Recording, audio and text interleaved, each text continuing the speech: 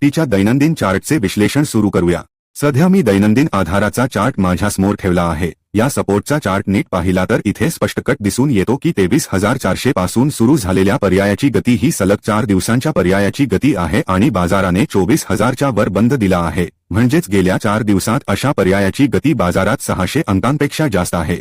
हे दर्शविले गेले आहे आणि एका महत्त्वाच्या मानसशास्त्रीय गोल पातळीच्या वर बंद झाले आहे। त्यामुळे पर्यायाची हीच गती आहे।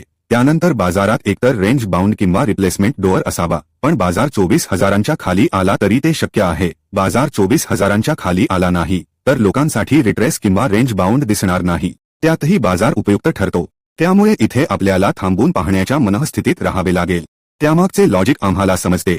इथे जी ट्रेंड लाईन विकसित करण्यात आली आहे त्याच्यावर मार्केटच्या बाजूच्या झोनमध्ये राहील। बाजाराने आज 3 वेळा या रेल्वे मार्गाला स्पर्श केला परंतु बाजार त्याखाली टिकू शकला नाही। जेव्हा प्रॉफिट बुकिंग आले तेव्हा बाजार या पातळीच्या खाली आला नाही आणि इकडे बाजार पुन्हा उसळी घेत होता। तर याचा अर्थ असा की कुठेतरी पुढची जी एक्सपायरी होत आहे, अगदी पुढच्या एका टर्मेशनमध्येही आपण तुम्हाला रस्त्याची स्थिती बनताना पाहिलं आहे। आता पुढच्या एक्सपायरीमध्ये तुम्ही रस्त्याची स्थिती बनली आहात। ते लोक कधी अडकणार?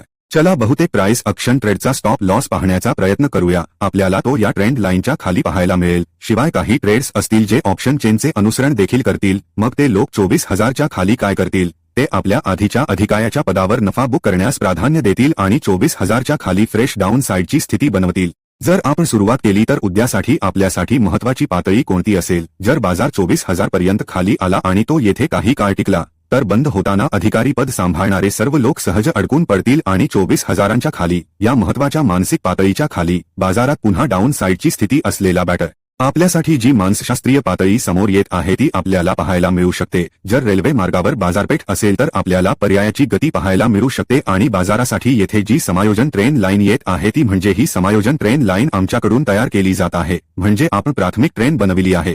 बाजाराने रेषा तोडली तरी थोडी वाट पाहावी लागेल आणि जेव्हा बाजारात सेल्फ स्टेट ट्रेंड लाईन अंतर्गत येईल तेव्हाच आपण असे म्हणू शकतो की वरच्या बाजूच्या पोझिशन बनला त्यांचे प्रॉफिट बुकिंग दिसेल आणि मग खालच्या बाजूची पोझिशन तयार होऊ लागेल। उद्याची आपली महत्त्वाची मानसशास्त्रीय पातळी 24,000च्या खाली राहील। 24,000 खाली पुन्हा एकदा बाजारात घसरणीची स्थिती निर्माण होताना दिसत आहे। दैनंदिन चार्टवरील काही सायकॉलॉजी पॉइंट्स समजून घेण्याचा प्रयत्न करूया। कालच्या विश्लेषण व्हिडिओमध्ये आम्ही अपेक्षा केली होती की एक्सपायरी उलटून गेली आहे त्यामुळे रेंज बाउंड झोन आपल्याला बाजारपेठ बनवताना दिसेल अशी अपेक्षा आहे। अशा प्रकारचे बंडल तयार होताना आपण पाहत आहोत।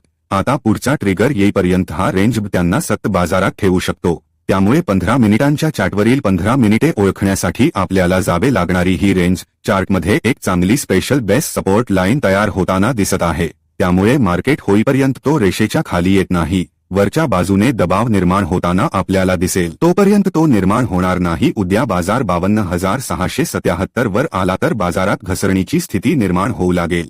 जे लोक प्राइस ॲक्शनचे पूर्णपणे पालन करतात त्यांना येथे डोके आणि खांद्याचा पॅटर्न तयार होताना दिसेल।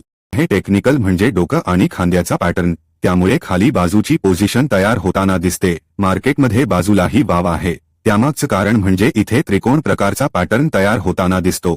त्यामुळे उद्या आपल्याला त्याचे शास्त्रीय निरीक्षण करावं लागेल आणि जर बाजार या पातळीच्या वर गेला तर तुम्ही साइड पोझिशन व्हाल, पण या साइड पोझिशनसाठी मार्केटला काही प्रतिकाराला सामोरे जावे लागेल। त्यापैकी हा मधला प्रतिकार अधिक महत्त्वाचा ठरेल आणि 53,000च्या वरचा ऑप्शन दमदार पोझिशन बनू लागेल, ज्यामध्ये फ्रेश क्वांटिटी ही जोडली जाईल।